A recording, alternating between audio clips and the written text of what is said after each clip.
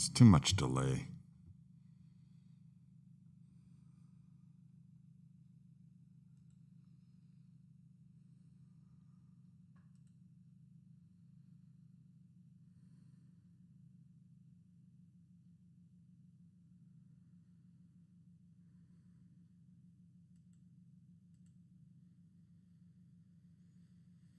Hello, Shelley.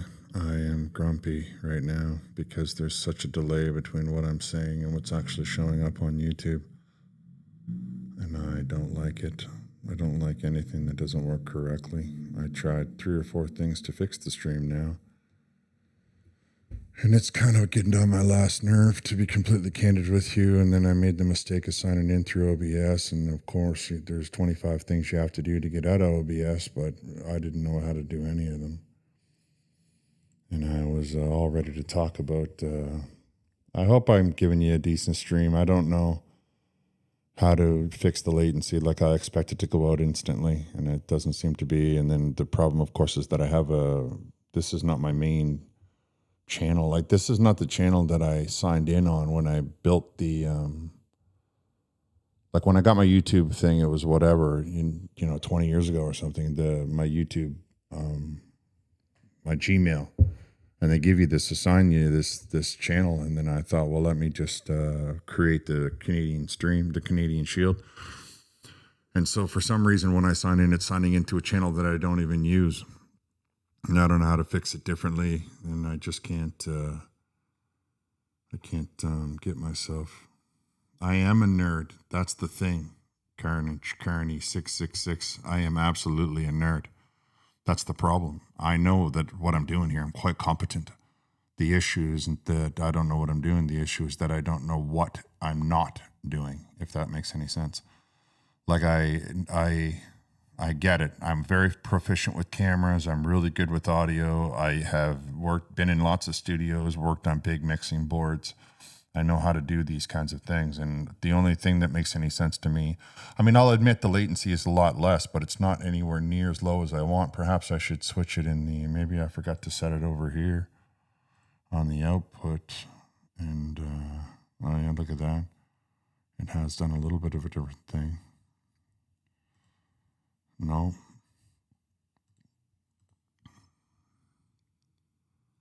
Where is the...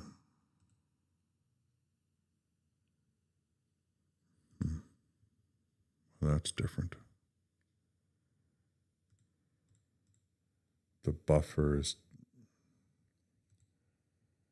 All right. Well, at least I can see some of the settings that they want me to pick now. So that's good. And see, I even have a video card. Look, I have a decent system. It's just that for some reason I'm an idiot. I think that's probably something we should establish right out of the gate. I'm a smart fella, but a lot of times I'm not too bright. Like I miss the obvious, and maybe I'm just too... like maybe everybody who streams has that 10-second delay or something. I don't know. I could, CBC, I give them all the help that they need. The CBC is already getting on my last nerve. I can't stand the fact that now they want us to believe that somehow they're going to be supportive of the Maduro dictatorship and all of the problems that guy causes for his people. Well, we can't. Hey, listen, how's the sound? Everybody give me a 1 if the sound is good.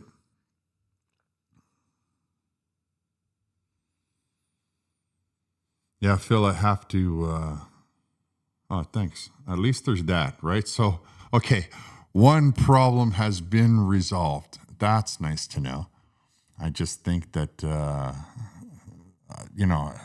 I just need to, I guess I need to understand the latency more. Or I should have played with the software a little better. I can tell you that for whatever reason, whatever the problem was last time, like when I just made a mistake, it's considerably faster. Like it's much faster, than what I was going through last time. And they say that's because there was some sort of an issue with the key. So I tried to go in through OBS, and then OBS took me to my account it's not even an account. It's not even a channel. It's just whatever they gave you when you first sign up for Gmail. And it's like, okay, so now I have to figure out how to merge them or to get OBS to see that as this site here as the primary destination. Now, one is the loneliest number. I well, I'll tell you, I don't like this brick concept. I'll be completely candid with you. They're in What's funny is that they invite Saudi Arabia, they invite India, they invite Brazil and South Africa, and now Carney is going to fly to Abu Dhabi for a couple of days, and then he's going down to South Africa to meet for the G20. Now, I don't know why he's bothering to stop in Abu Dhabi, except for perhaps to beg for handouts, because they have a lot of money and they can maybe invest. He made a bunch of announcements today on projects they're not going to, there's only one of them that's going to be any good for the country, and that's that LNG processing plant, like the floating factory that they're going to be putting offshore of the BC coast. The rest of them are all very regional. There's nothing nation building in any of them. And of course, if we just had a government that wasn't so, well, they weren't so hateful of any kind of progress or any kind of development, those things would have been created 10 years ago or 5 years ago. I was having a look at a couple of the projects, like the LNG processing plant that's off the coast of British Columbia, and that one has been in the works for like 5 years. And then there's a mine a nickel mine. I mean, Canada's famous for nickel, so that's probably been in the system for quite a number of years as well. I don't know why the CBC is trying to push this narrative that somehow it's a nation-building project because we might be putting hydroelectricity in up north. Of course, hydroelectricity up north is kind of going to be a tricky problem when you consider that a lot of the water freezes. So that's kind of weird. But maybe they have a location for a dam. I didn't look closely at that one because I know that the distances up there are kind of severe and that most people are not going to be beneficiaries of the electricity for a long, long time, especially when you consider that during the Trudeau administration, they gave everybody up north the right to use wood-burning stoves rather than to try to push them to heat their house with electricity.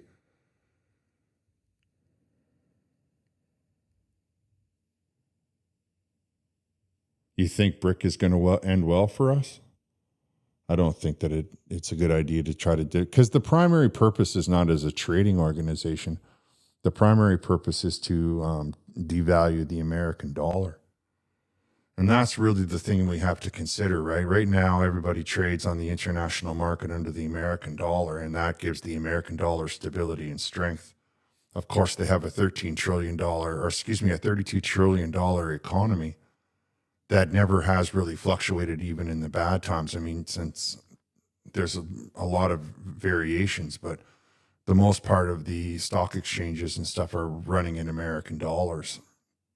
And BRICS is trying to set up a situation where they will use their own dollar. Like they have this BRICS has a special dollar, a special currency, which will try to dislodge the American dollar as the currency of the globe. Which, of course, on the surface of it, it sounds really good and really helpful to the rest of the world. In the reality, though, with the amount of purchasing power that the Americans have and the amount of development that the Americans have, it would create such an enormous problem with the globe, because a lot of our money is, like I like to call it, the plastic standard. We're no longer on the gold standard. Oh, okay. I'm sorry, man. They're going by pretty fast. And there's other people out there who think that, I got a lot of comments like, oh, it's about time Canada tried to join BRICS. And I'm in my mind thinking, well, you're quite the communist. But the reality is, if I just look at a neutral third-party standpoint, the idea that they would have a new trading dollar to dislodge the American dollar that wouldn't cause 2 years of economic hardship for the entire globe while that all settled out.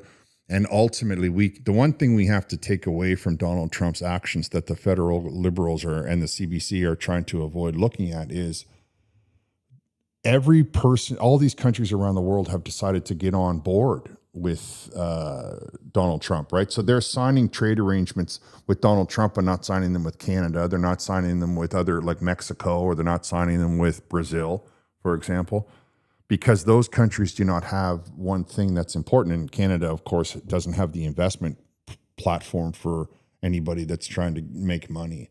We don't have the population. because we don't have any development in this country. Like Donnie was saying at the beginning, the roads are killing them up north in Northern Ontario. And as a person who's like been up there, I get it. We don't have enough investment in Northern Ontario. And I'm old enough to remember when there was a big push for Northern Ontario to become its own province. I don't know whatever happened to that, but they were pretty excited about it.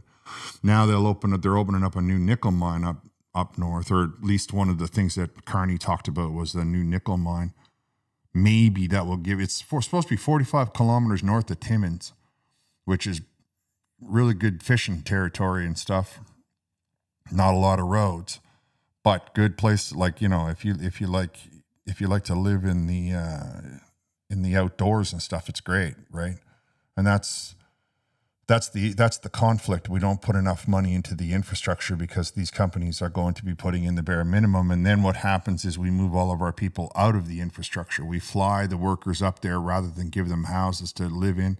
There's a lot of people who would happily live up that way if they knew that they could get their hands on decent groceries and they knew that they could get their hands on some of the things and like some of the modern luxuries. And of course, the internet is spotty at best a lot of times. And when you're getting up into that part, don't even get me started on what the other infrastructure aspects, like that's one of those places where the bus is actually an airplane, or the public transit is, the transit is actually an airplane, because it's easier to get there via waterways than it actually is via a car or a truck.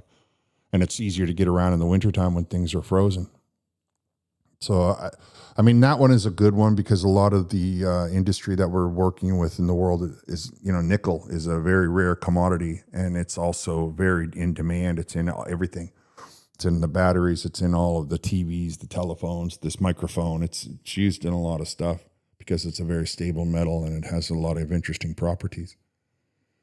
But I don't see how the British Columbia hydroelectricity, that's not really going to help anybody else except for a small section of British Columbia. I mean, give them electricity, surely, but don't try to convince me that it's a nation-building project. Same with the stuff in Quebec. Don't try to convince me that the graphite mine in Quebec is a nation-building project. It's good for Quebec, but it's not going to be good for the entire country. The only one that's actually going to be beneficial to the entire country is the LNG plant. The one that they're going to be building out off the coast. Starlink works fine in northern Alberta. Sudbury, Timmins, Chapel, Cochrane, Hearst, White River, all booming. Well, that's good. I mean, that's nice to know that there's a lot of jobs and stuff up there. I like it up that way. I can't say I've lived there a lot, but I have been through it often, and I really enjoy it. I like to canoe, so that's really good territory for that. And I like to take a lot of pictures. It's also really good territory for that. It's a beautiful section of the country, and I encourage anybody out there to get there if you can get there. Mining, of course, is a big industry in that part of the world, and I'm sure once the mining, it's the houses that's the problem with these. They want to fly the people into the mine and out again, but not give them any long-term places to live, because then the bankers lose money on the investments and all these corporations, which I can't stand corporations buying up houses. That just kind of bugs me. It feels like they're always going to be worried about the bottom line and not worried about the security and the sanctity of the people that are living inside of the homes, which turns people themselves into a commodity. And that's like, I mean, isn't that like how many of the worst stories in the world start? Well, the people were treated this way by the government. And then all of a sudden, kaput. Everything went kaput. Hey, tell me, does this sound like I'm talking through a megaphone? No, eh? I got to figure out how to use these buttons. Oh, yeah, that sounds loud. I like the buttons. They make me want to laugh, because I can use them as a stream deck. I'm going to get this streaming figured out. I'm going to get it figured out, and then I'm going to be streaming more often. I'm going to be talking about the news, which is why you hear me talking about Carney and the 5 announcements, or the 6 projects that he announced. There's a couple of them that make no sense to me. I mean, I don't know how he expects to build hydroelectricity up north. That is like, you need water for that. Meanwhile, you got Manitoba running up electricity all along the coast of the Georgian Bay there, and or the Hudson Bay, I suppose, and they are talking about not trying to capitalize on that at all. 2 projects he throws into British Columbia for federal money, and Phil, I saw that the CBC was taking a pretty good beating. I just I didn't get a chance to cover it. I've had a really busy week, so I didn't see I've seen it. I saw a couple of videos, like I saw the thumbnails and whatnot. So I don't pay for CBC, so I have to, I'm going to have to pay for them. I think that's probably the smartest way to go, is to just start giving them a little bit, whatever it is, $8 a month or something like that. And then I can start listening to them more easily. But like I say, I've had quite a week. And so that means that I didn't get an opportunity to catch up yet, though I did read about, I should have said, Phil, that was $10. And he says, hey, Sterling CBC got their butt handed to them today. And that's what I was talking about. I get that he got their butts handed to them.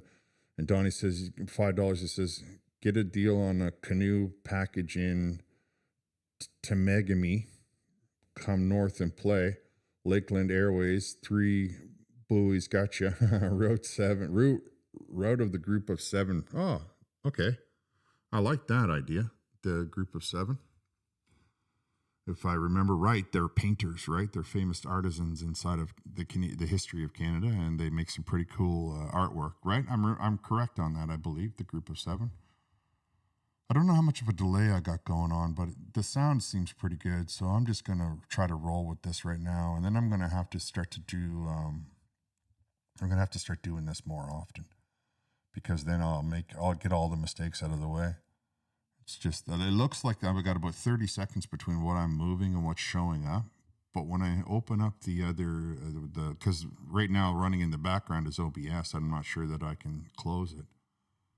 It says I'm not dropping any frames. It tells me I'm running at this rate. It tells me it's very little of my computer is being used, which I like. My camera's right on, 30 frames per second. I guess this is normal, and I just don't know any better, right? Because like, I'm a smart fella, but I'm not too bright, if that makes any sense. I mean, nobody's ever accused me of being too bright anyway. But I will get it figured out. I see other people do it. If they can do it, I can do it. Now, the other thing that bothers me about Carney's announcements is how because Phil, going back to what Phil was saying about the CBC, they opened up announcing, I guess it was yesterday, they were announcing how Carney's going to go on Monday to Abu Dhabi. Not sure what kind of investment he's hoping. Like, it's funny in my head how they won't get the oil out of Alberta, but the country in the world that's got like one of the most oil, like their entire economy is based on oil. You take the oil out of the United Arab Emirates and they really don't have, I think they got pistachios or something.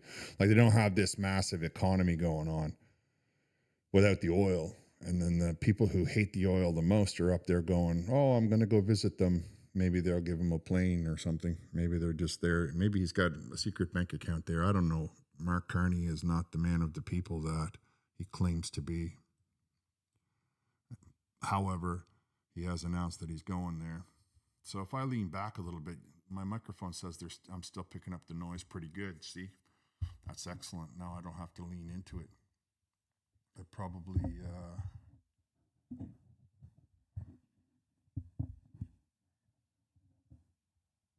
Man, that's Lonely Road, though, Donnie, what you're talking about. That's like you and trees. Hey, there's like, you and trees, and Lord help me if I don't have my chains on my truck, I guess, because it must be cold up there now. Where I am, it's cold, and I just when I think of it, Southern Ontario, it's already cold. It must be 10 degrees colder up north. Where I am I'm basically in Southern Ontario, southeastern Ontario. I'm probably, I don't know, half hour from Quebec, maybe 45 minutes. And we got maybe 2 inches of snow over the last couple of days. So I'm just thinking it's coming, the weather must be coming for you. And what you're talking about driving over the Arctic Shield, the watershed, I'm like, oh man, that's like you and the trees, you know? But maybe with a little bit of, because I believe that I would like it if we would just like empty out most of the southern part of our country, spread everybody out, and that would give everybody the opportunity to, um, if you spread them out, then you can build houses instead of the monstrosities of the high rise apartment buildings. That's one of the things that I like about Montreal. They have rules on the island about how high your buildings can go. So it looks better, from my opinion. Like, you don't have 50 stories or 30 stories or whatever it happens to be up in the air. You can just see like a nice little. Everything is short. Everything is like 3, maybe 4 stories at the most. It's typically 3 is the rules, but there's some layouts in the buildings the way that they can make it look the same, but it's actually 4 stories, but it looks like 3. I kind of enjoy that. I don't agree with these huge. And I mean, I've lived in Toronto, so I'm speaking from a firsthand standpoint of, the view is great from the top floor, but the idea that we're all crammed in there like some sort of, I don't know, ant, and some sort of an ant farm, kind of really makes me think that there are people out there that could be living a better standard of life, but they don't have the opportunity because, if they moved out of town, they would be able to have a house. Now there are conveniences that they would have to do without, like walking to the grocery store and stuff like that. But it's all right. I mean, it's better. It's a better standard of living in the long and the short of it. And of course, Carney and his government can't stand it. They think we should all be, while they fly private jets to Abu Dhabi, we should be crammed into these tiny little cubicles, one after the next after the next. I read an article where they're talking about building a tunnel in the middle of the desert. So I'm not sure how that works out. Like, I'm pretty sure that's some kind of a horror story waiting to happen. So what does everybody think about the projects? Do you think they're any good? I don't think that they're any good. Like I say, except for the one that is good is the wow, my stream is way off.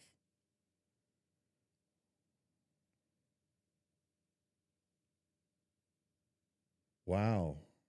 Daryl Barkhouse, I love your podcast. Thank you very much, Daryl. I gave $50. That's very generous. I thank you very much. Frank Vaughn, oh, I know him. Like I can see he's got the really good hair, if I remember right. Had a similar microphone issue, but he worked on it with a hacksaw to modify his mic stand. Yeah. Your audio volume is really low. Not according to what I got feed. It could be your speakers. I got, like, from what I'm seeing, my microphone is blasting out a little bit too high. Actually, I'm pushing past what I have set on the board, and over here, I'm rating the perfect. I'm in the great spot. I mean, I'll try to bump it up a little bit. Maybe that is but it's in the sweet spot on both locations. So okay. Mr. Pie, how are you? It's good to see you. Now, what is going on between my volume? So am I very synced between what I'm saying and what's showing up on the screen? Or does it look like to me that I'm like what seems like 10 minutes out? I just put my finger up in the air and it hasn't shown up on the little live screen at all, but showing up on the OBS. Maybe OBS is what you're seeing and I'm not. Maybe I'm just an idiot. I mean, that's entirely possible. However, when you think about where you are, see, that just went spiked right into the red. That's crazy. Can't have that. Then I'll start sounding like like I'm yelling in your ear, or I'm going to blow out your speakers. Oh, yeah? Don't see any delay. Okay, so now it's all in my head. See, that's the problem. I don't know enough of what I'm doing. And I guess I just have to be patient and learn before I start to, become a crazy man. So anyway, like I was saying, I believe the only project that Mark Carney announced with those 6 that he's looking at is the one that's going to be any good is the LNG transfer terminal. They always are built out in the middle of the water because they're extremely fragile. Like even the best one you can see that's well done is in Boston. They have a really big one there. They always build them offshore though, because if they explode, it's a bad thing. Like it's Hiroshima style. It's the Halifax explosion all over again. It's really bad. Because it's compressed and nearly frozen. So when it expands, it really expands and takes out half takes out everything because of the compression of it. When you make it into liquid. So they put those transfer stations out. I don't know. I think they go out about a half a kilometer at best case scenario. And then these gigantic boats can pull up and they can fill up with the liquid natural gas. Now that's going to be very helpful for Canada, because what will happen is if we can get the Carney government out of the way, we'll build this thing, and then we'll say, you know what, we could be sending out more. Let's build another one, and then we'll build another one. Then we can build one in the middle of the Hudson Bay. We can build one off the coast of Labrador. We could even build one off the coast of New Brunswick, I suppose, in theory. And that would help us sort of move more of the product. But I say Labrador as opposed to New Brunswick because that's a sparsely populated area that has ocean on like 2 sides of it. And so there's lots of opportunity to develop that process, and it's a lot closer to the continent of Europe. But otherwise, those projects, though, will be very good regionally.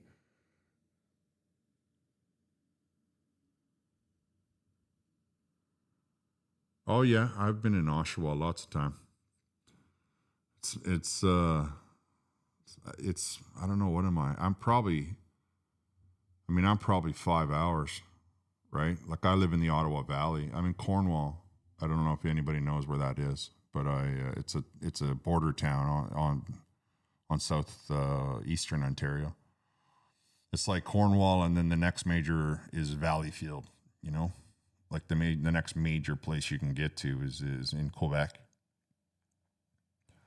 But I think if I did the drive to Oshawa, it's 3 hours into Kingston, and then it's probably 4 or 5 hours. It's typically people will tell you it's 5-6 hours here to Toronto, depending on how fast you drive. But I like my little town. It's quiet. It's got all of the amenities that you need.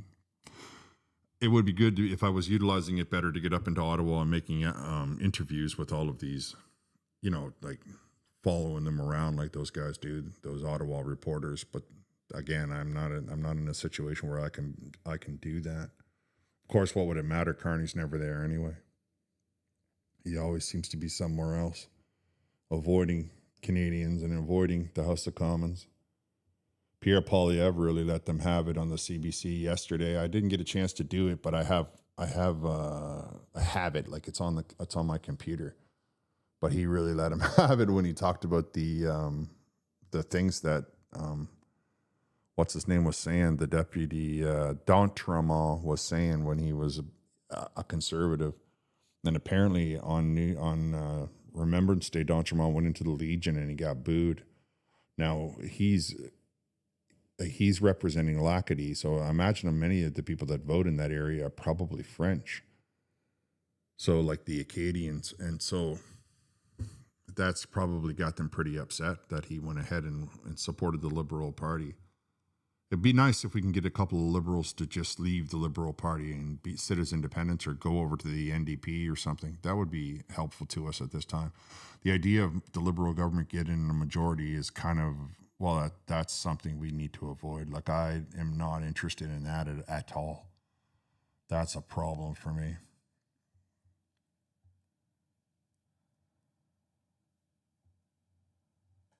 Yeah. WEF. Those guys are probably, they're not that far away. Those guys, they're always lurking. Wherever Carney is where they are. But the budget is a disaster. Everybody agrees. Now Carney's talking about trying to, he's not going to hire that PBO permanently. I wish everybody would understand that when you hire the PBO, it's supposed to be a neutral third party. That's the kind of position that perhaps you should be voting for. You know, that you should maybe like run an election. We're going to vote for this economist to help us keep track of how the government has got horrible spending habits, no matter which government it is. And that way we can say, hey, that's a good idea. Of course, the problem is Canadians. I mean, the problem is the CBC never tells us the truth, and people still listen to these. I guess that's because that's what shows up in their car or shows up on their feed when they're just sitting around idly. And that's a problem. That's something that we need to get rid of. Like the monopoly of the mainstream media in this country should be removed as quickly as possible. That would require an election, of course. However, we need Canadians to be more savvy with their vote. I mean, if you want to vote for the Liberals because you are well versed in politics, I get it. If you want to vote for the Liberals because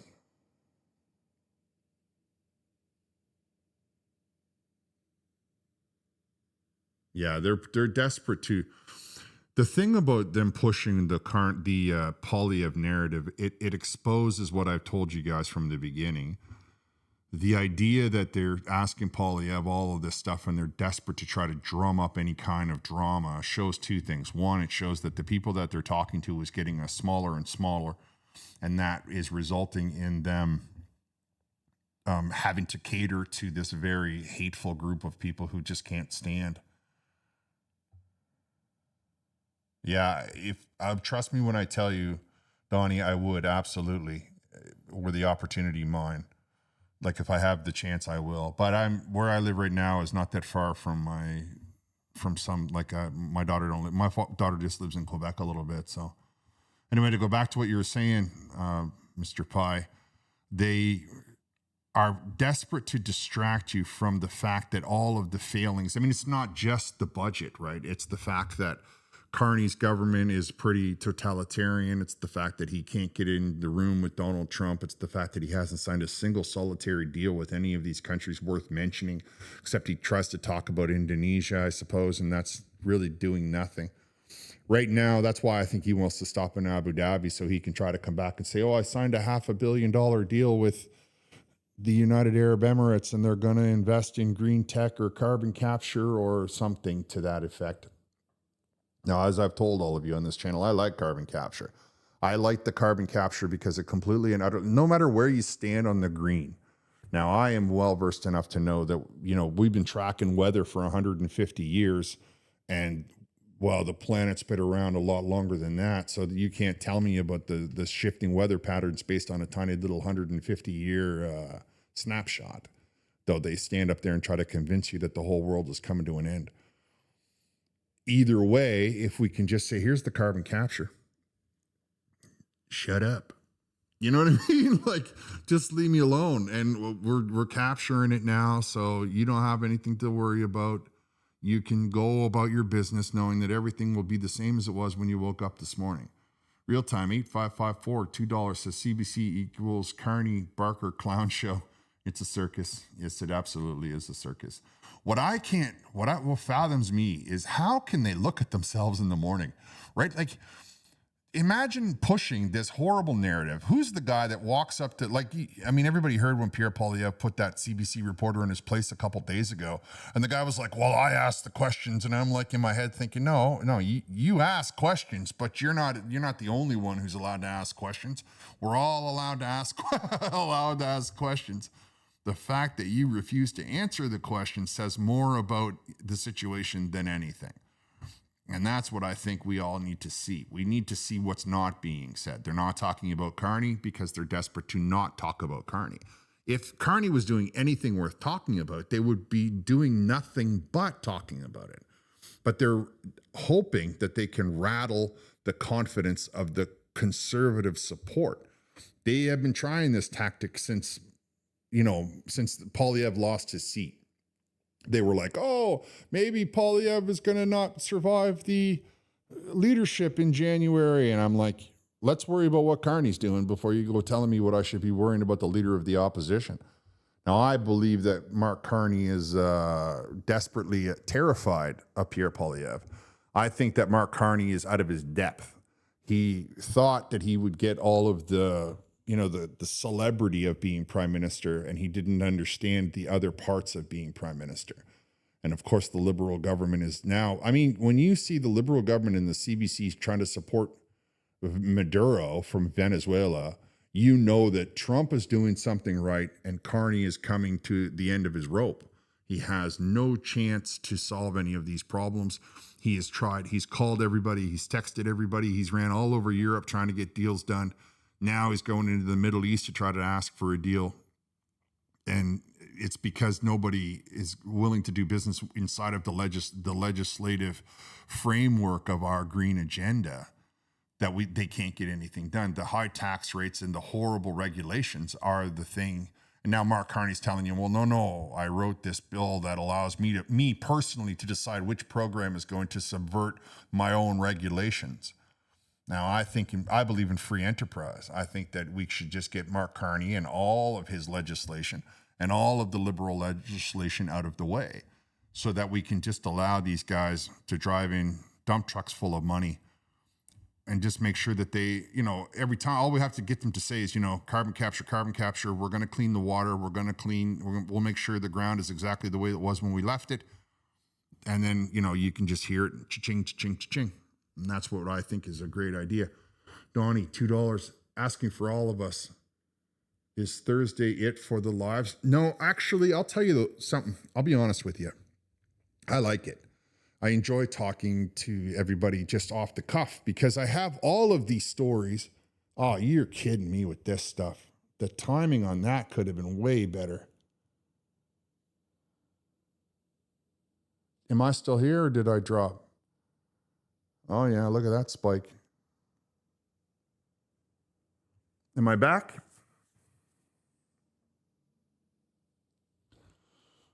Carbon capture, you mean feeding the trees? I don't know what happened. I was in the middle explaining to you, Donnie, that and everybody that's listening, that I like the live stream. I'm really good at chatting up, and I'm really good at, because I read all these stories, and then I only, you can only get out so many stories in the run of a day. And sometimes I think about doing it the way Moose does it, just like, 15 stories in a row, 1 minute each. But then, I'm thinking about doing that, actually. I'm thinking about doing one a deep dive, and then one just a battery of information. And then I think, well, I enjoy doing the live. Maybe I should consider doing the battery of information as live, right? Like today we're talking about the trip to Abu Dhabi. We're talking about those 5 programs that Carney is announcing. And we were talking about how desperate they are. So as it sits right now, Donnie, to go back to it, I'm thinking about doing one on Monday. But right now, I'm just making sure I can get the kinks worked out, and that's going to be where I'm at right now. But I'm in my head, I'm thinking, well, what's wrong with going Monday, Thursday? Because I'll get the weekend out of the way, and then it'll just be before Friday when when nothing is interesting happening in the news as much anyway, and that way I'll get the experience and the practice that I need to make sure that I'm good at it. Because I'm sure everybody understands that I want to be good at it, just like you guys want to be good at it. So that's where I'm at with the live streaming, but I get a little bit grumpy with myself when it doesn't go smoothly. So I'll have to do a little bit of more research. I know right now though that I can be heard, right? Everybody can hear me, right? Let me have a 1 in the chat if you're hearing me loud and clear. Well, maybe not. Maybe yeah, see, loud and clear. That's what I like. So, hey, listen, that's progress, right? I got 1. Now I can go to the next problem will be to make sure that I am entertaining. Because I like, you get it. I get it. I wasn't doing it right, but I took the time to get the equipment and do the reading and do so many YouTube videos about it. Which it wouldn't bother me, except for a lot of them are like, they talk to me like I have, like I'm a pro, and they're like, yeah, just do this and that. And I'm like, what? Wait a minute. What is this? And you have to slow it down and redo it. George Peter Gaddis, $2 says, Canada goes to BRICS. It would be great for poor people. Oh, I would have to disagree with you on that, George. I think that going to BRICS would cause such an enormous collapse of the global economy that the American economy would swing out on top. Everybody forgets the primary reason. They always say, oh, America, blah, blah, blah. But the primary reason that the American economy is so strong is because the American economy is the only economy on earth that's 100% free enterprise. They were the first to give the world free speech. They were the first to start a republic that wasn't there. I mean, even when you look at the Roman Republic that everybody likes to fall back on, ultimately Caesar came in and became a king, and then there was 75 Caesars, I think. Caesar gave, people maybe don't realize, but Caesar gave the title Caesar is why we called it the Tsar of Russia. The idea that we would have a country without a God chosen ruler like a king or a czar or a whatever you want, what an emperor, whatever it happens to be, rattled most of the world. And if they weren't so obsessed with getting because at the time of the American Revolution, people don't seem to realize is that the real money was in the Caribbean. They were after the molasses. They were after other products like potatoes and of course the gold. And tobacco, that was a big one as well. And that was the kind of stuff that they're really, maybe I'm bouncing off of myself. Sometimes maybe I should, let me try this. What if I just turn these channels off? Maybe that will help me. It could be that I forgot. See, the thing of it is that I got so many microphones that I have to be careful. Like my camera has a microphone, and if I forgot to turn it off, then there's that one. When I look at my microphones, for some reason, I have 6. They're like, it's a virtual one, it's this one, it's that one. I'm like, listen, I just need the one, and then you have to find it on the list. It pays to be poor.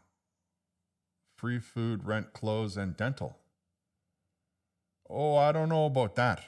I mean, I know that that's what it sounds like on paper, but I have never in my life, George said that at $2, that it pays to be poor, free food, rent, clothes, and dental. I can tell you, for example, that I have never in my life considered, I don't know anybody who strives to be poor, not a single person, especially when it comes to clothes. I mean, people want clothes that fit, people want clothes that look good, people worry about rent, food. Man, I can't even tell you how much trouble I've seen because the person's been hungry. Like, no. No, I believe that if the world tried to go to BRICS, the economy would collapse. And as I was saying, primarily because most of the world doesn't have a middle class. Now, I know they try to mimic it in Canada, and I know they try to mimic it in Europe. And they do okay to a certain degree. But the American economy has the extra advantage of not having a problem with the Second World War.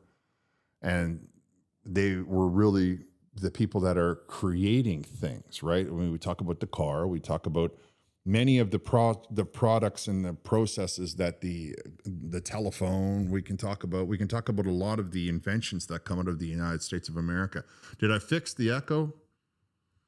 By the way, climate crisis equals transfers of wealth. Well, it's always been a transfer. There have to have a crisis, right? When I was a kid, you were going to go into school, and when you came out of school, acid rain was going to have stripped the paint off all the buses. Like, it's always something. And before that, like when it was, let's call it our father's generation or maybe your grandfather's generation, the nuclear bomb was going to drop any second now, and you had to hide under your desk, and you were going to hide in the closet, and that was going to save you from a nuclear blast. Now, then it became the ozone layer, how the ozone was going bad because girls carried too much hairspray. And I mean, if you were around in the 80s, these bottles of hairspray were enormous. They had purses bigger than their dresses just to carry their hairspray. And now it's all of a sudden, the carbon is bad. Of course, so I took a look at it, because I like to know what I'm talking about before I open my mouth. And the thing of it is that a lot of the Sahara Desert is going green as a result of the elevated levels of carbon. We can also look back at many of the core samples that they take, and we can see where the continents and the countries have gone warmer and colder. As we've only been tracking weather for, like I say, about 150 years, we really have no idea what the weather patterns were like back, maybe 200 years ago, 250 years ago, 300 years ago. I mean, there was a time, like I was mentioning Julius Caesar. There was a time when Julius Caesar's job was to dictate to everybody what time of the year it was, because we weren't accurately tracking the 365 days of the Gregorian calendar wasn't accurate. And so people wouldn't know what time of the year it was because there was a 6-day week or there was a 3-week month, or, like if you look back at all of these older calendars, one of the things that we learned as a result. So how can we know what the weather patterns were like if we weren't even able to keep track of the seasons? And you want me to believe that somehow we understand what the weather was like 1,000 years ago? I don't believe it for a second. I do know that everybody that I hear, like, what's his name there? The guy that owns Meta. What's his name again? I forget his name. The Facebook fella there, Zuckerberg. He talks about how the whole world's coming to an end and all the planets are melting and all the rest of it. And then he buys a private island. There's a bit of a contradiction there. I mean, if you're worried about rising sea levels, you would think that you wouldn't want an island. You would want to live somewhere in the middle of the continent where, if the water rises, you're all right. Like, you should be up on the side of a mountain, no? But no. They're everywhere where the beaches are. So that's kind of funny that they go right where the beaches are, which kind of works against them. Now we got Bill Gates switching his story, trying to say that all of a sudden he's reconsidered his position. And that's good. I'm glad that he did that. I haven't dived into it yet because I've had quite a busy month, like to do the nice deep dive. But I'm glad that he said it, and I will be talking about it. Now, to come back what I was saying about the economy, because this is important for people, especially in modern day, to understand the significance of the American economy and why it was originally selected as the dollar that we would anchor the economy on, because they have a middle class, a free enterprise. A lot of governments, like Mark Carney's government, for example, or the Liberal government, they are terrified of the middle class, because the middle class, with freedom of speech and with freedom of enterprise, has the ability to start businesses without asking their permission. Now, that's the kind of blueprint that we see in most of the planet. People take control and then they suppress free speech, which without free speech, you can't have free ideas. You see, without the ability to say what's on your mind, like I am a brainstormer, right? So I am constantly talking and like throwing out ideas.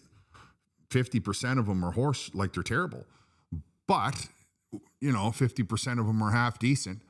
And that's the kind of thing that censorship stifles, and that's the kind of thing that having free speech, which of course it was an imperative cornerstone of the building of the American economy that we have today.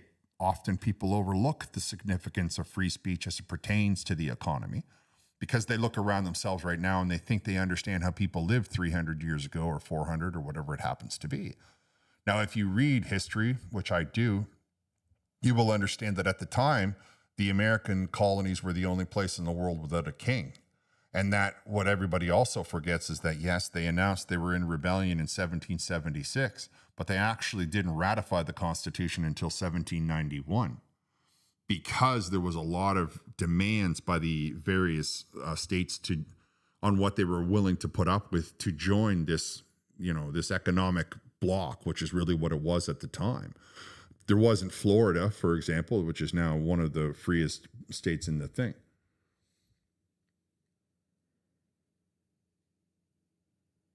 Mine your own gold to back your own currency. Now, currency is a funny thing, but what we have to see is that the gold, the gold represents an economy, represents the strength of your dollar because you had a lot of it. Now, much of the time when people started to rely on gold is actually the beginning of a lot of problems, right? Like the pound dollar that you hear from Britain, whose dollar is easily twice what ours is, right? The British pound is twice what Canada's currency is, was based on silver, right? Pound silver. And that's what, like, that's the thing that we had. And then some banker come in and wreck the whole thing.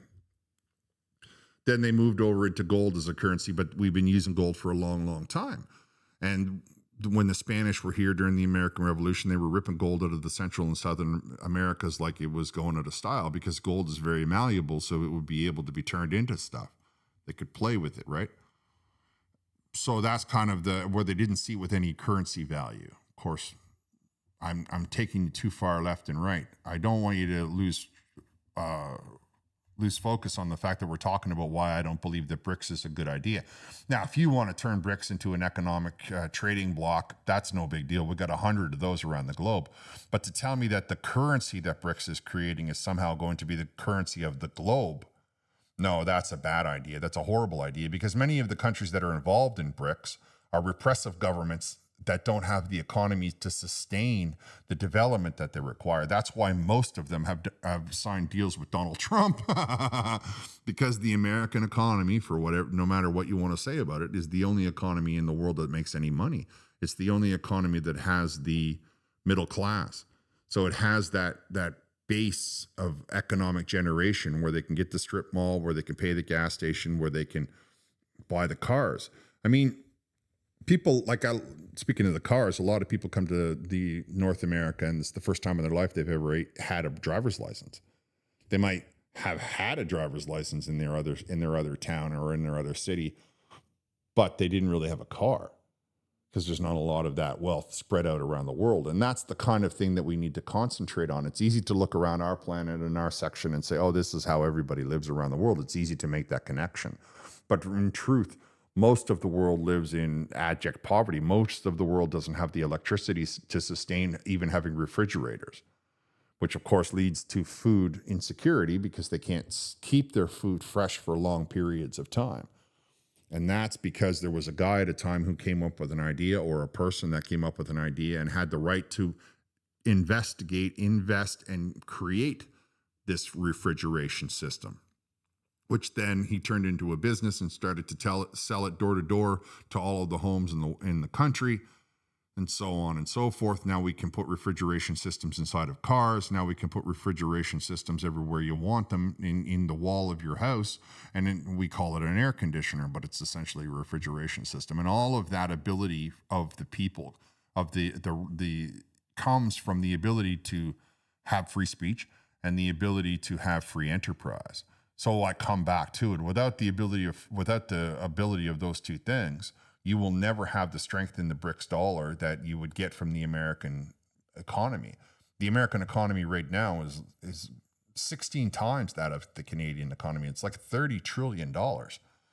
So to say that they got the money, the economy to back up their money, or to go back to what somebody had said earlier, the gold. Yeah, we sold our gold. Carney did it. I know, they did it, and then they did the whole same thing in England. But the development, the strength of the dollar doesn't necessarily have to rely on the gold standard. The strength of the economy has to rely on the strength of the dollar has to be driven by the strength of the economy, which is why our dollar is slipping down into the 60 cents in some parts of the world, because we do not have the economy to back it up. A good example is Zimbabwe. We can see for a long time Zimbabwe, which was being run by what they would call at the time white farmers. They had a great economy. It was the strongest economy in all of Africa. And then there was a revolution, and they decided that all the Caucasians had to go and they weren't allowed to do farming anymore. And now they have a $1 trillion bill. Well, it's not a dollar. I forget what it's called, the Zimbabwe currency. That really, it's probably got less value in it than, say, I don't know, toilet paper or a napkin or something like that. Like it's not worth the money the paper that it's printed on, because they no longer have the economic support of agriculture or mining, because they kind of went crazy. Now, will that change? It hasn't changed yet. And one of the biggest reasons that it hasn't changed is because the government that took over the country turned into a totalitarian government. Now they don't allow people to have free speech. They don't allow people to have free ideas. They don't allow people to have free enterprise. If any of you have ever been in a relationship with a woman who's so sensitive, and I don't mean to slam on women, maybe you could say the same thing if you are a woman, that like, you can't really tell your boyfriend or whatever it happens to be because they might lose their mind, or you can't tell your wife whatever it happens to be because she might lose her mind. Imagine that, but only worse because it's coming down from your government. And Canada is experiencing it right now, which is why I come back to what Portuguese Pie asked me earlier.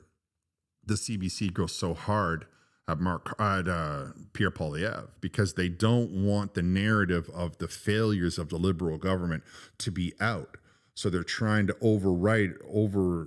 push down the narrative of the truth by making it all about drama.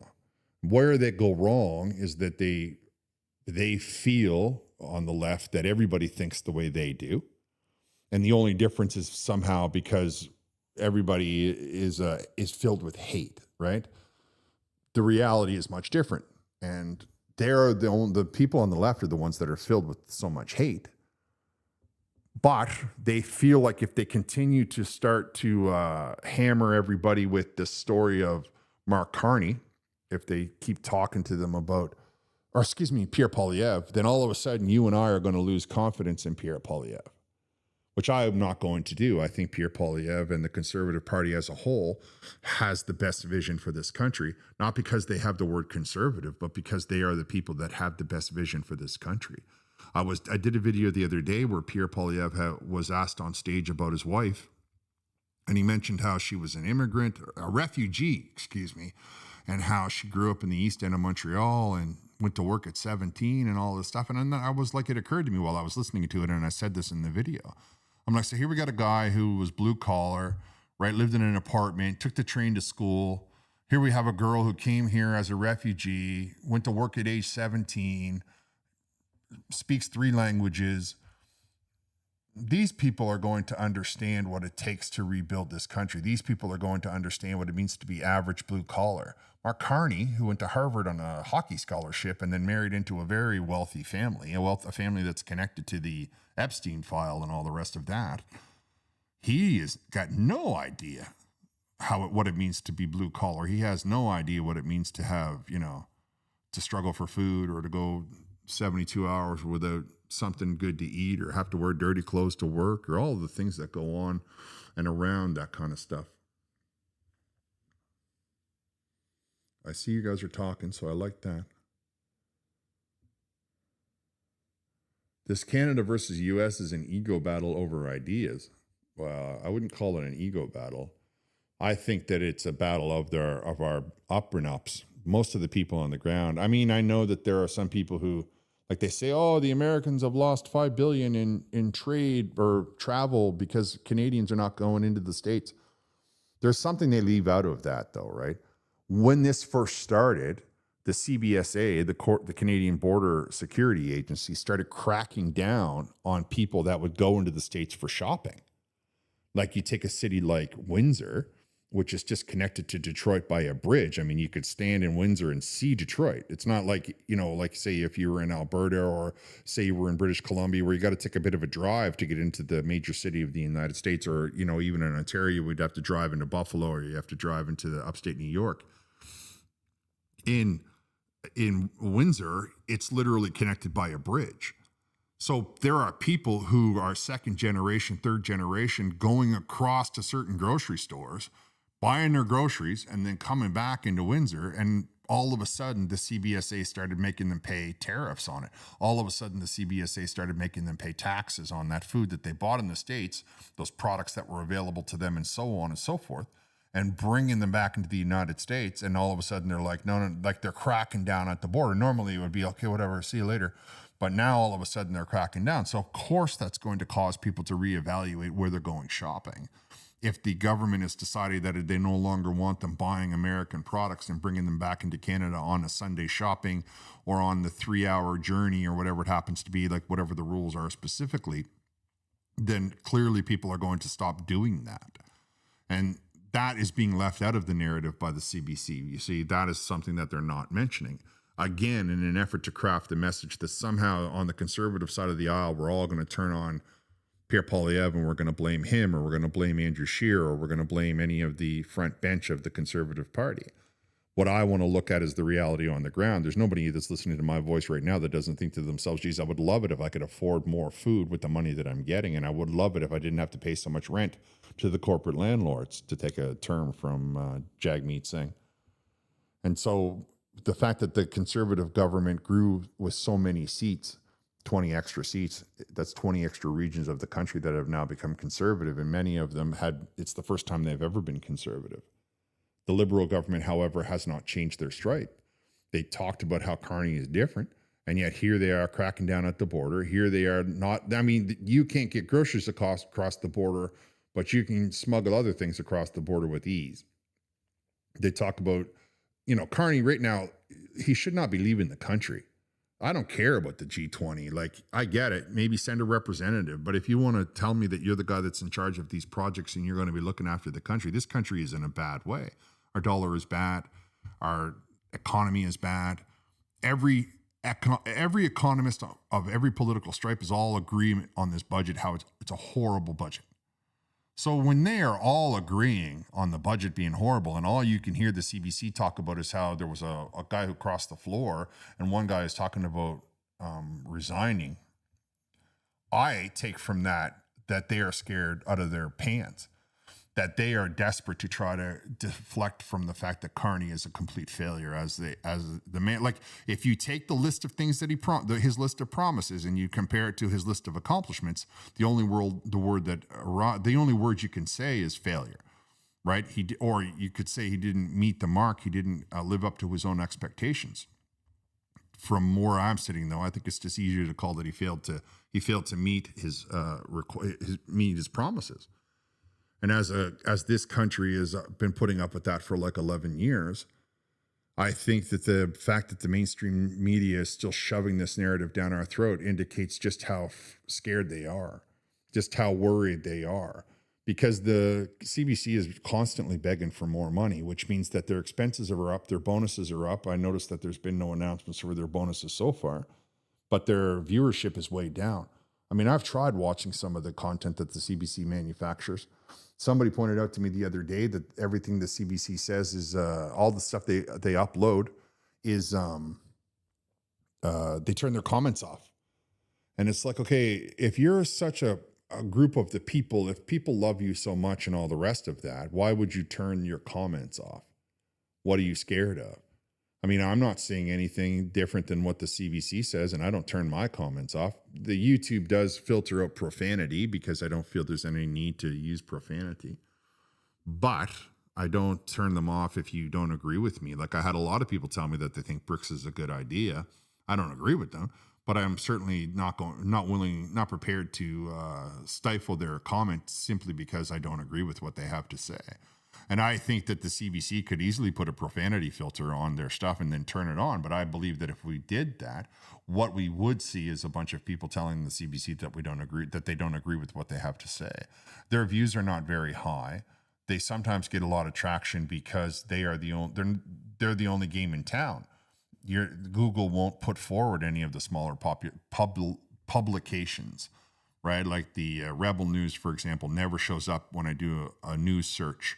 Or, I don't know, Juno, they never show up. Blacklock, they never show up. They don't, like, if you just click on news, it's always the same four. It's Global, CBC, CTV, and the Canada News, what is it called? Globe and Mail. So it's only ever those four. You don't even get to see Fox. You'll see lots of CNN, but you'll never see Fox. And that's all designed to try to brainwash you into thinking that there's only one story. Of course, we know better. And that's one of the things I was thinking about doing was doing international stuff. And that's kind of what I touched on when I did the Maduro story this morning, I think. Because I want everybody to start to see what's going on around us. And I enjoy the deep dives. You can hear how I haven't shut up for 15 minutes, that I have a lot of interest in doing the deep dives.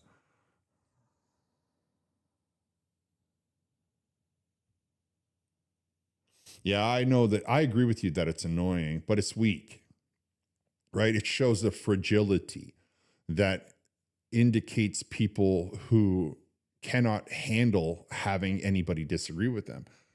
And that's important when you look at somebody like Trump sitting there with 400 different news agencies in front of him, half of them telling lies about him, like the BBC, for example. And now the same scandal is starting to spill it into the ABC, which is Australia's version of the CBC, right? When you can't handle hearing somebody disagree with you and you decide to censor them, you come back to why freedom of speech is such an imperative. There could be problems that the CBC could help us resolve, but instead they have turned against the people. They have only decided to work inside of their tiny little echo chamber. And then they want to accuse anybody not in the echo chamber of somehow being filled with hate. But people in the center or on the right side of the aisle don't turn their comments off. I take the hit from people all the time who don't agree with me, but I'm not afraid of the truth, right? The CBC, very fragile people work there. The far left is extremely fragile, right? They don't want to hear anything that doesn't agree with their narrative. They don't want to put up with anything that like as soon as you say something outside of the echo chamber, rather than tell themselves that you might have a good point, or rather than explore it, they say, oh, that makes me feel a certain way. And they lose their minds. And we've all seen the breakdowns on the internet. We've all seen how you can say a lot of things bad about men, but you can't say anything bad about a female because somehow the censorship is different. Like it's just two different standards. Or you can see how you can say all kinds of hatred about Pierre Poilievre, but if you try to say the same thing about Mark Carney, it disappears in a second because of the same concept, right? Because they're not playing on equal grounds. They don't believe in equality for all of their screaming and yelling that they believe in equality. CPU, GPU, sound card, item, SSD. There's a bottleneck, small learning curve. Cheers, Brother Bear. The brave lead. I have all of those things. I have a CPU, a GPU, and a sound card. My SSD is kind of small. I had to buy another one because there's a lot of video. But I think that I'm doing all right. Everybody tells me that the sound is working out fine, and now I will accept the fact that everybody told me that what I think is happening is what I'm seeing is how YouTube is recording it, as opposed to how much is coming out of my mouth at the same time. Like I think there might be some lag in the recording and I'm just too inexperienced to know any better. But my computer is, it's not super, it's mid-range. It's my computer's mid-range. Now I get that you know more about it than I do, Donnie, but I don't think I don't think the problem is in the computer. I think the problem is in the operator.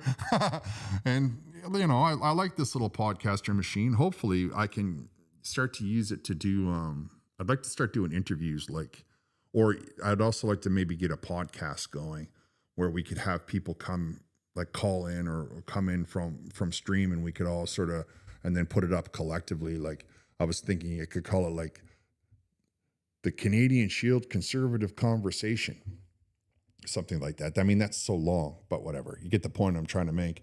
So this machine has got me really excited, and it cost me more than I would have liked to have paid, but whatever. I'll get there. I'll figure it out. I just wanted to, I'm just glad that I finally got this thing figured out, because it's quite a mess. Though I'll be honest with you, I look at some of these, Donnie, I look at some of these liquid cooled computers, and I'm like, that would be kind of fun to have. And I like building them, but right now I'm spread a little thin, and I just have to work harder, and I'll get there. And that's what I'm all about trying to do, work harder, and hope that the CBC doesn't try to censor me because I said something about them that they don't like the fact that they turn their comments off and then wonder why the whole wide country doesn't agree with them, why their numbers and their viewership is dwindling by the minute. And there are sections of this country that used to rely heavily on the CBC, but now they can use the internet, or they can use a different channel. I only use the internet. Like I don't pay for cable. I just I just stream to my television. Like I have a smart TV, and some of the things that I watch, mostly I watch YouTube, but I also have I have Crave because it comes with I have Bell on my cell phone. So Crave comes with that. That's enough TV for me. I try more to stay focused on getting the story out. Like I started this channel when we were still worrying about how the guys in Lafayette weren't getting any food. And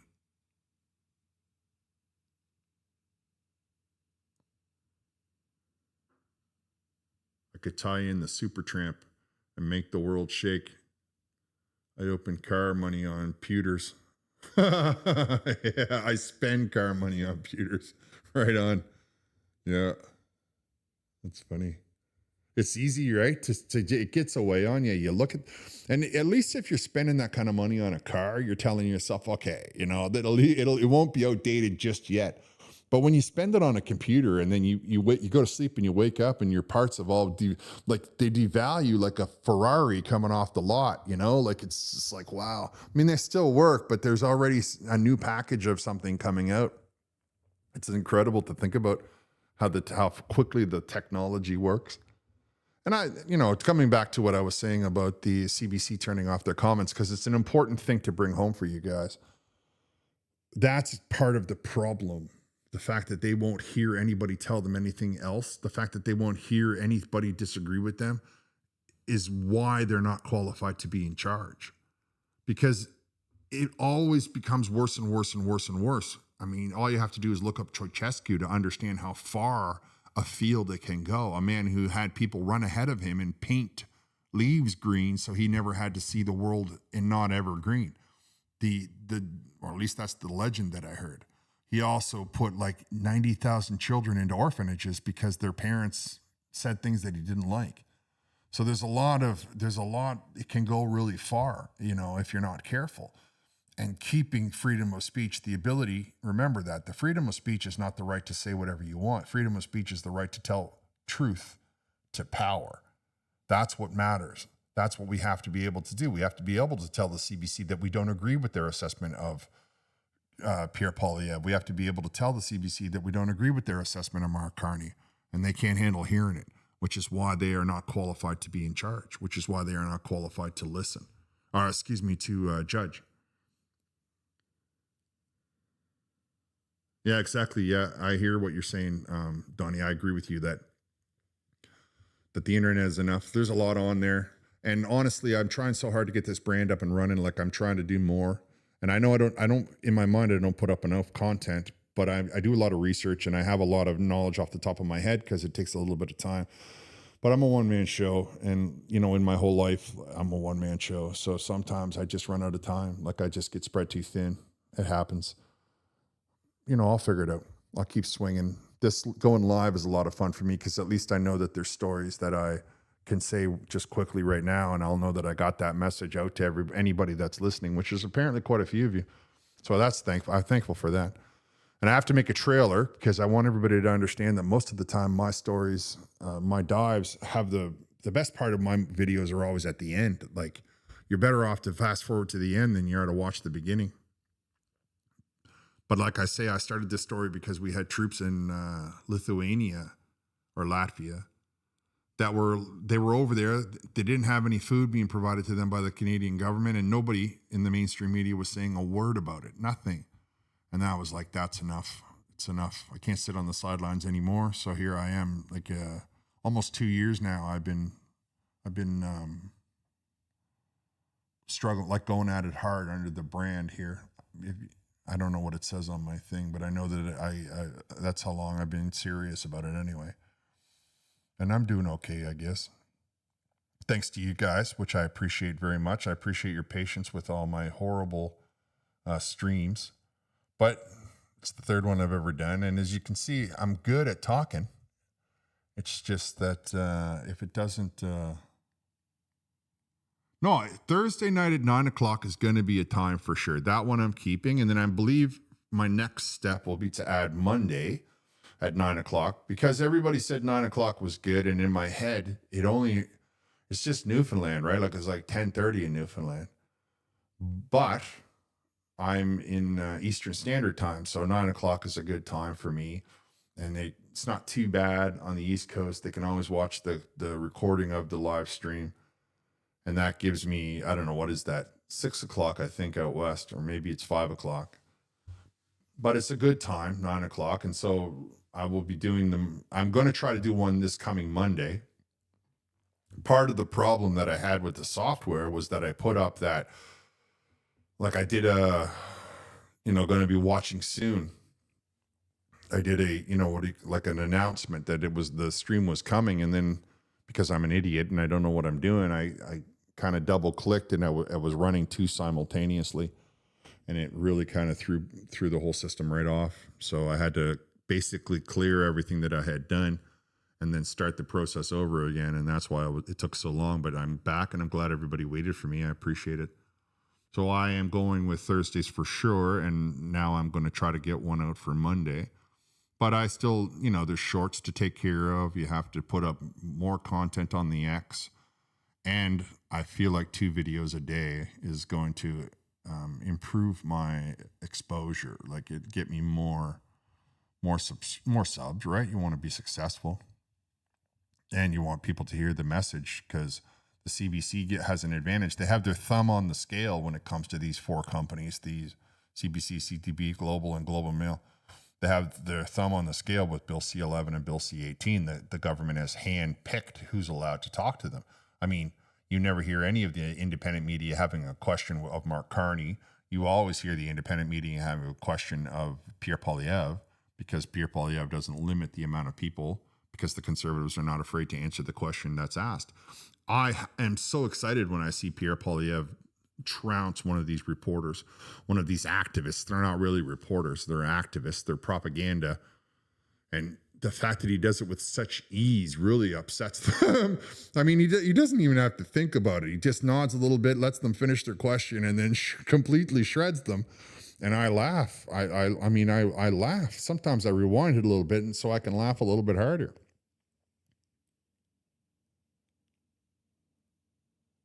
If you're going the way of Ryan, Clyde, and Dave, get on it. Yeah, I mean, I hear you. Clyde, he touches a lot of American stuff sometimes, like lately, because I think he's trying to move down there, or he's going back there or whatever. But Ryan and Dave for sure, and that's David from, I assume when you say David, you mean Moose on the Loose, right? That's his name, I'm pretty sure. And of course, Northern Perspective. They got the kind of brand that I'm looking for. Like, that's the kind of stuff I'd like to do with the interviews and all that kind of stuff. But they're good at it, and I'm hoping to catch up, And we can't forget Portuguese Pie, who does very good shows as well when he has the time. So we all have our roles to play. Hopefully we can break down the barriers of the brainwashing of the CBC for people that don't know any better, and Canada has a lot of people that they just don't know any better. So they vote blindly. They walk in and they just vote for the L, or they vote for the orange, or they vote, they just they're not educated in their, like I say, they don't cast their vote. They don't think their way through their vote. All of the people that come into this country want a better job, and they want to pay less taxes, everybody. So why they would vote for people who are repressive governments makes me wonder. And then somebody said to me the other day, they're like, yeah, but some people like to know that the government will bail them out if things go wrong. And the Conservatives won't not bail you out. I mean, in many ways, the Conservatives will take the money that's being spent on interest rates and put that into the hospital, and put that into the schools, and put that into better jobs and better work for people. So that actually makes life better, I watched this one girl one time talk about how she walked into a hospital, random hospital in the United States of America, and her wait time was like 15 minutes. I'm not telling you that we shouldn't have good health. I don't want to mess with the situation of the healthcare in Canada, but I do think that we could use a lot more investment. I think that rather than give the $50 billion to $55 billion in interest payments that we make, I would much happier see 30 billion of that go into schools and hospitals. We have some issues that we have to address in this country when it comes to preparing our people. And the first way we can do that is to get the Liberal government out of the way. That's the kind of full circle thinking that I have in my head. I agree with you, Donnie. We did win the media. That's why they keep begging Parliament for more and more money. And of course, they're refusing to get into the coffin. I mean, the CBC gets bailed out by me and you. Bell has a lot of money coming in from their cell phone monopoly. And the other outfits are looked after by gigantic conglomerates that also have a lot of money in radio and music. So the fact that they get on board for the handouts from the government at the cost of our standard of living is something that they should be brought to task for. And I get that everybody wants to look at the Cochrane and the David Cochrane fellow there, and they want to say, oh, he's a bad person. And let's be straightforward. The fact that he, like his spin on things, I don't know if he's a bad person, but he's certainly a person that I don't have much in common with. But up the chain, I mean, leave the CBC aside, up the chain in these other media companies, there is a board of directors who are allowing this to take place. So they are just as culpable in the process as Mark Carney is. They are just as culpable in the situation and the standard of living for Canadians as anybody else on the far left who is attempting to try to convince us that what we're complaining about is not real, and that if we complained, we're some sort of a phobist who's out to get the whole wide world and blah, blah, blah, blah, blah. The narrative that they like to try to peddle when it comes to anybody, talking to anybody that doesn't. Yeah, exactly. David Cockroach. That's funny.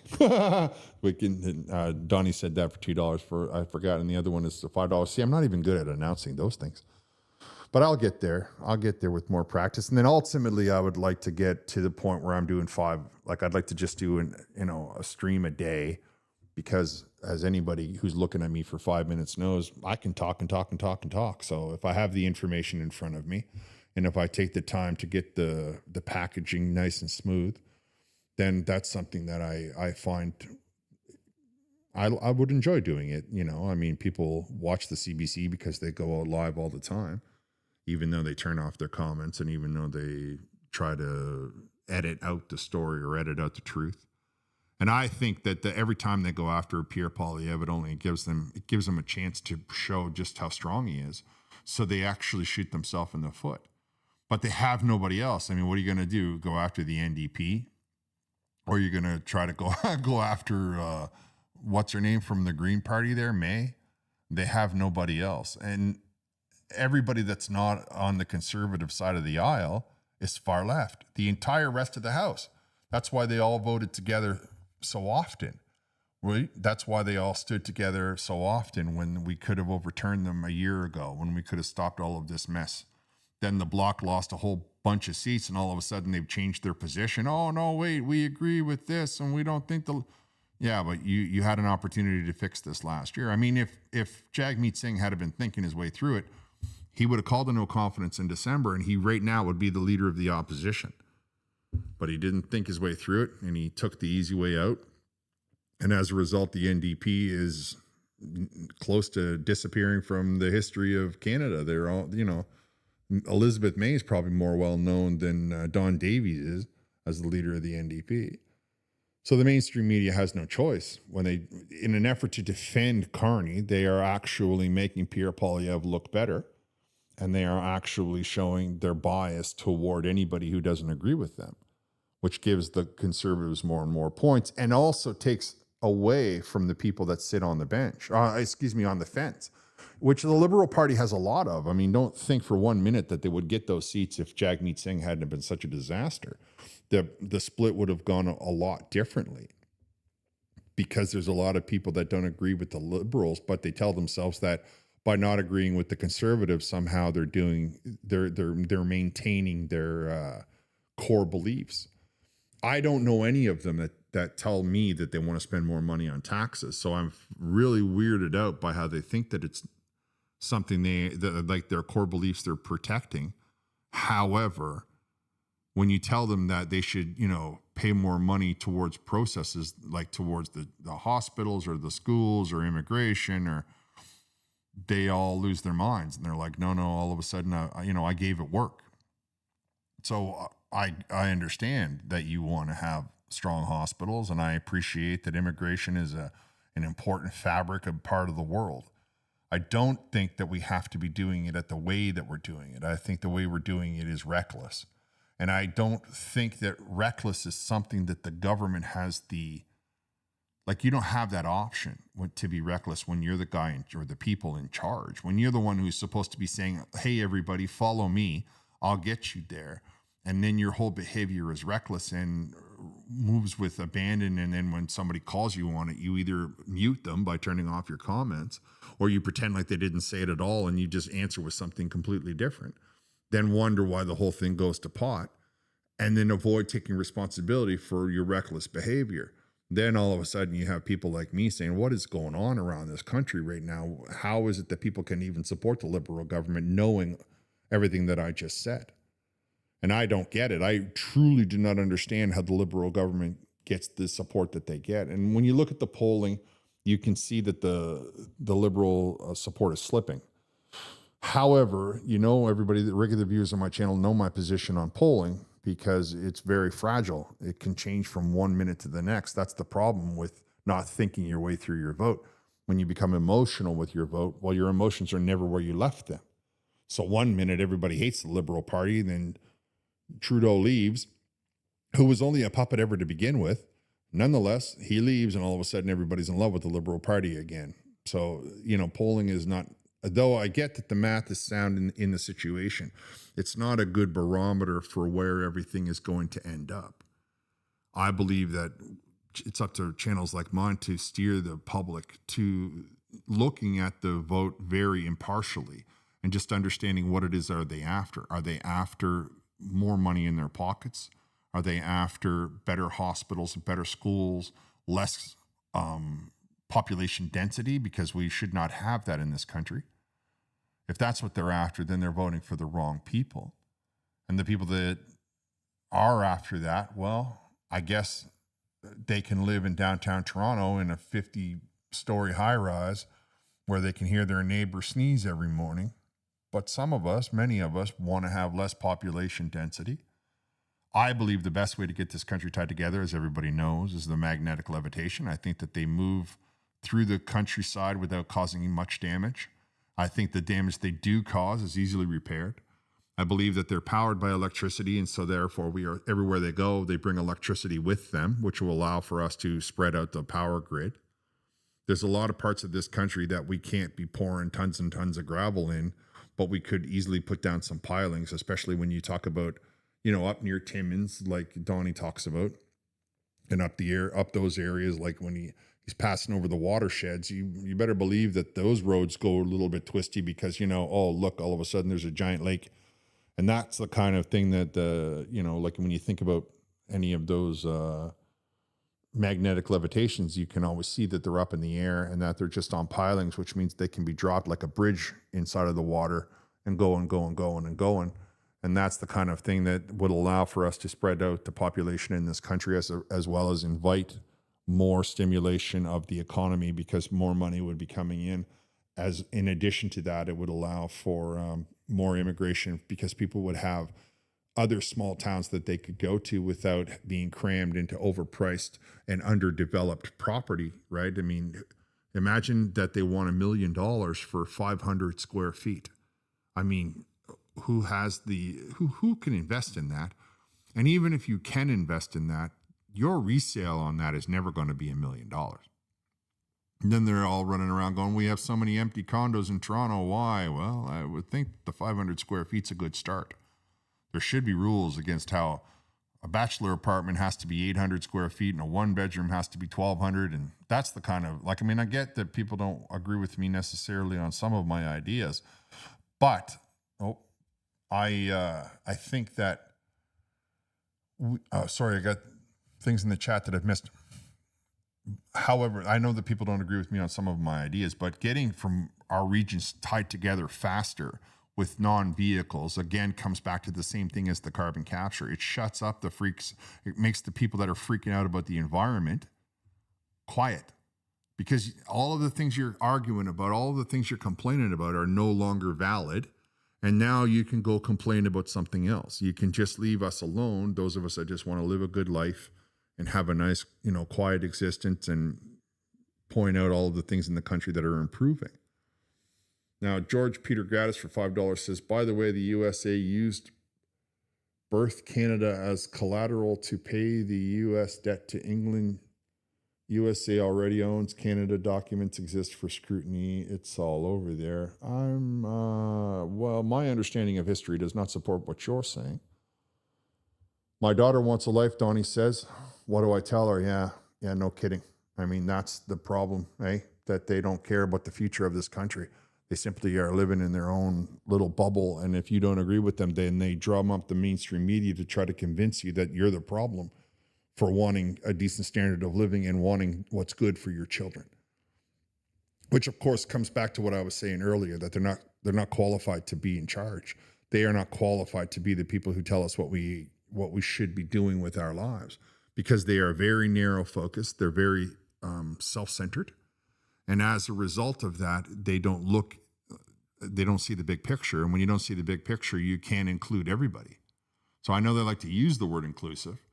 It's funny, though, when they say the word inclusive, and when you look at the fact that 43% of the people that voted last election voted conservative, all of a sudden, the left's definition of inclusive excludes 43% of the country. Now, you might tell yourself that that's how that looks in downtown Toronto, but when it comes to the news, who have their thumb on the scale and exclusive access to our television broadcasting and exclusive access to the Google searches, then all of a sudden it's not so inclusive at all. When you're looking at 43% of the voting population in this country that you are excluding from being included in all of this money that's being spent, well, you're no longer the government of the people. You're no longer even a government that can be considered as one that is looking for the prosperity of the nation by cutting out half of the people. You are actually only looking for prosperity for a very hand-picked select few. And again, I come back to it, which of course excludes you from being qualified to do the job that you claim that you wanted our support for. Now, I know I get a little bit passionate about it, but that's because if I were in position of authority, I would not be able to look at myself. Like, I could never be like this David Cochrane fella. I would throw up after every episode that I've ever seen him go on. I would literally just, because the degree of embarrassment that man should feel for his propaganda is something that staggers me. 27, yeah, I know some other people that are that age that are in a bad way too. I mean, my daughter's 22 and she is, I worry about her, she's got a level head and all of that, but I worry that, we gotta start building. And building houses is a problem for this country because the banks are in the way, right? The banks want all of their money to be looked after, right? They got a lot of investment in these $1 million condos. And if we all of a sudden, like someone like me come along, let's just say, and magically made 1 million houses appear that I could then sell to you for $500,000. Every house that was the same size that the bank sees is worth 1.2 now becomes only worth $500,000. And all of a sudden, these corporations are losing money hand over fist. So when they tell you that they're going to be building something, and when they tell you that housing is going to be the solution of the future, and then we say, hey, wait a minute, you haven't built any houses, how come? And they ignore you. But the reason that they haven't built it is because the more that they build, the more money that their friends are going to lose. Personally, I don't care if the bank takes a little bit of a loss.